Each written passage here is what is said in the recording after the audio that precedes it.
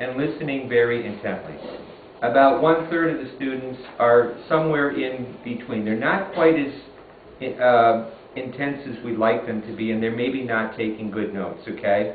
And then about 1/3 of the students at the universities that I lecture at, they really are doing something else. They're really not there. They're there physically, but they're not there spiritually or mentally, okay? And with those third, you can't do much with, okay? They're thinking about other things.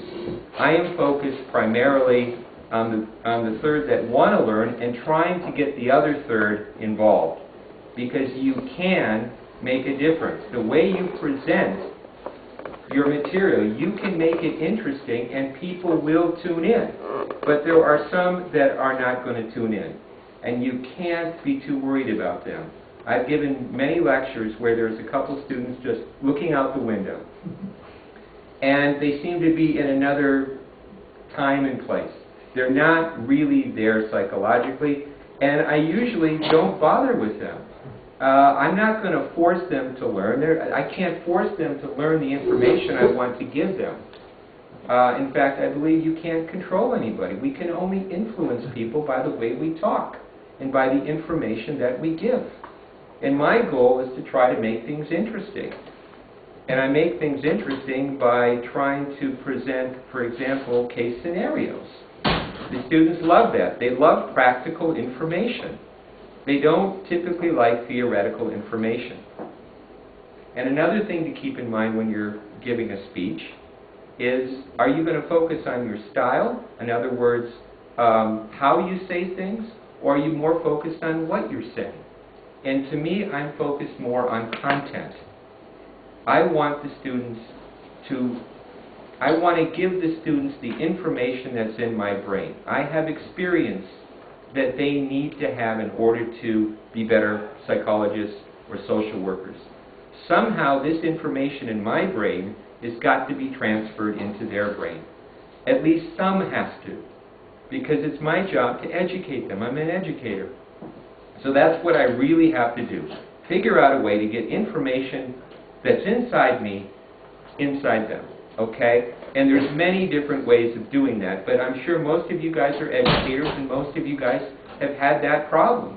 How do we teach? How do we convey the things that are inside us into somebody else so they actually leave the room feeling that they've learned something important, okay? And that's not always easy, and with some people it's impossible. So you focus on just doing your job, putting the information out there that they need, and hopefully making it interesting enough that they'll pay attention to you and they'll learn something, and you've done your job and they've done their job as a student, okay?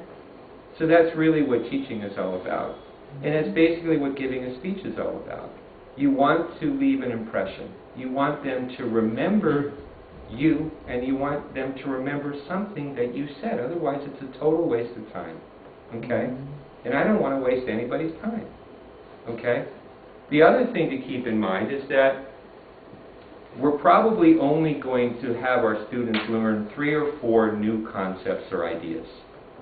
Okay, we might have this grandiose plan that they're going to learn a lot of stuff that we give them. But in reality, most people, when they walk out of a lecture, they gain 2 or 3 new ideas. But if they do, that's a success, okay? And when I go to lectures and seminars, I try to focus on learning 2 or 3 new things, and that is enough. If we try to force too much information onto our audience, we're going to lose them, okay?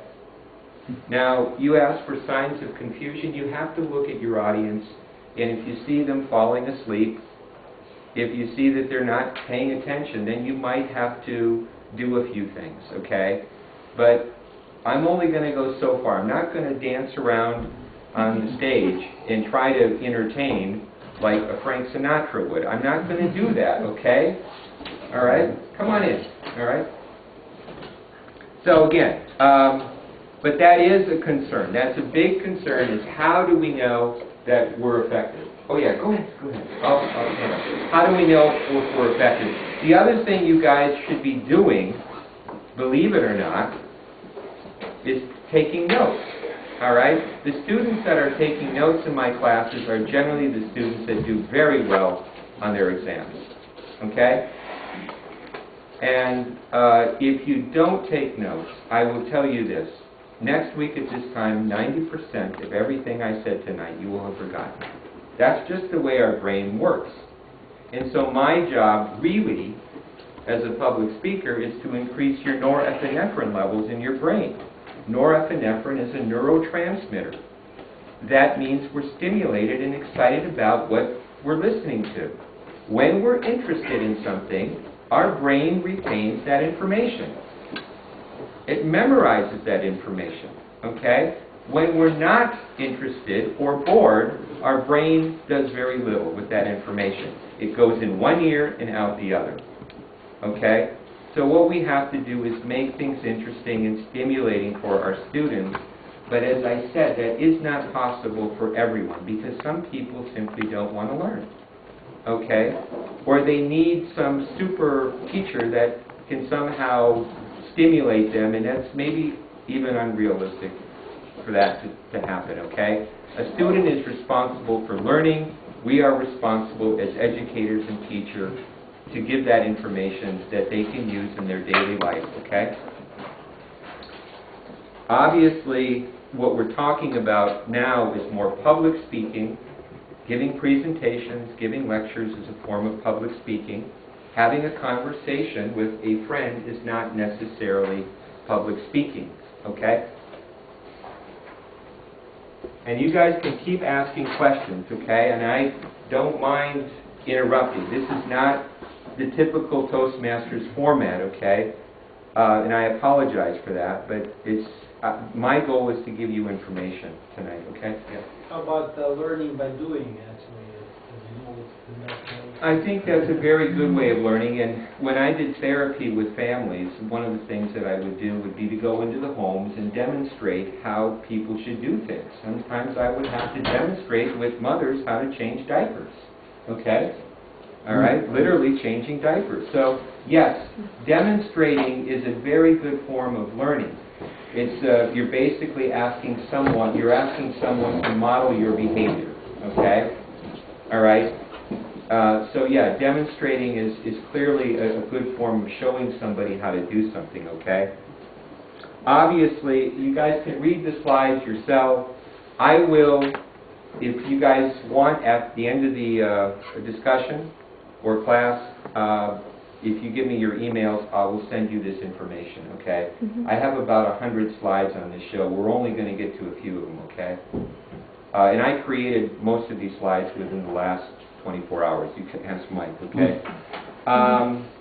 So yeah, there is certainly, and I guess this slide shows that maybe it is really an important skill. Public speaking is probably one of the most important skills you can master as a human being, being able to speak in public. It increases your chances at finding a good job. You can make friends, you can make more money. So this is a skill that you should master. And if you do master it, you become a very valuable member of society, okay? These are just examples of public speaking, okay? In different ways that we might engage in public speaking, okay, or giving speeches, okay? Notice the last one. I don't know where that one came from, but okay. Qualities of a good public speaker, and maybe I can throw that question out. What are the qualities of a good public speaker?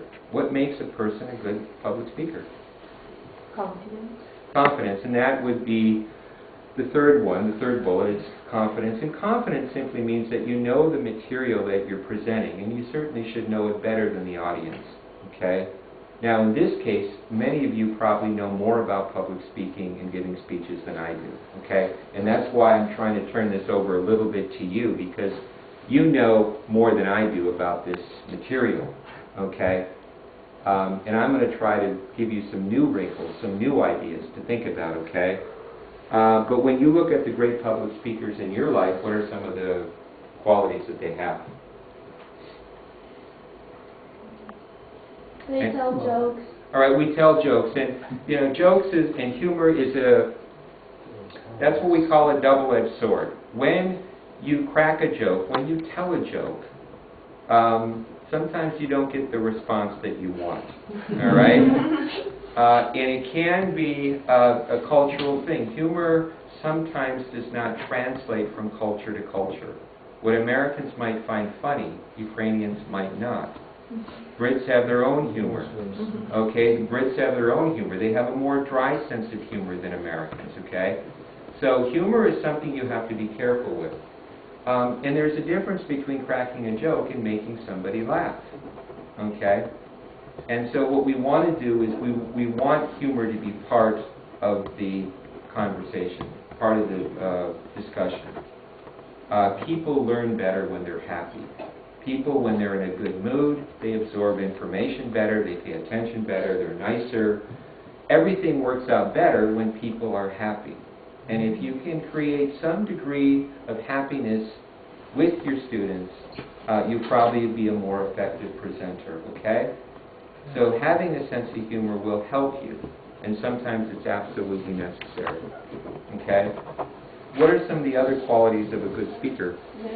Storytelling, I think. What? Storytelling. Storytelling is if you can tell a good story, that is a good quality to have. That's a good skill to have, is being able to tell a story. And that certainly would be a form of public speaking. And of course, how do you tell a good story? What are the things to remember when you're telling a good story? What's probably the most important thing? Let's say the last line first. Yeah, the punchline. The punchline is probably a very important part of any good story or any good joke. Right, and body language is important in all forms of communication, because we know that roughly 60 to 80% of all communication is nonverbal, right? No, that's nonsense. Actually, we know that. You know that? Yeah. Okay. That's our just misunderstanding of this research held in 60s. Well, I'll tell you what. Nonsense. Actually, otherwise we could just communicate with Chinese people without. All right. Okay, but there's something. There's something called paracommunication. There's something called paracommunication. All right, and paracommunication is tone of voice. It's intonation. Yeah. Now, those are not words, but it's the way we express those words. And so it's not just the word itself that we're looking at, but it's how the word comes out of the mouth. And that's why the researchers are saying that 60 to 70% we can't convey ideas, only emotions, only moods. And again, we can argue this. I'm looking at the statistics, and it's probably the same statistics that you've looked at, okay? But anyway, we have a right to disagree. And one of the things that we can do as adults is we can disagree. And I appreciate the fact that you're challenging the data. But this is what the research says. I'm just repeating what the research says, and maybe you're right. Maybe you 2 years are right. ago, I'm sorry, 2 years ago I was sure that that's right. Okay. But that's nonsense. All right. Okay. I think, Madam Chairman, we shouldn't be accepting abusive comments on the floor. Okay. Excuse me. I can defend myself. I'm embarrassed by that comment. I would say that I think that we can challenge the actual dissent, but I suggest, Mr. Speaker, that you're going home very firmly to me that body language is more important than we would commonly countenance, and I personally I don't like using the telephone because I can't see people's body language. That makes me appreciate how much I miss. And again, we have a right to disagree, and you know, I can try to defend these facts, I guess you would call them. But it is what the research is suggesting that we communicate more through para-communication, paralinguistics, body language, gestures, tone, than the actual words coming out of our mouth. And that is particularly important in cross-cultural communication when, in fact, the words may have different meanings. They may not understand the exact meaning of the word that we're expressing. So let's just say that body language is important, okay? Would you go along with that statement, that body language is important?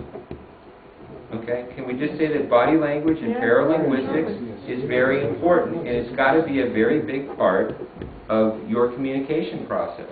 And it's important to understand your own body language. Not only Yeah. language, but also body's position. Right.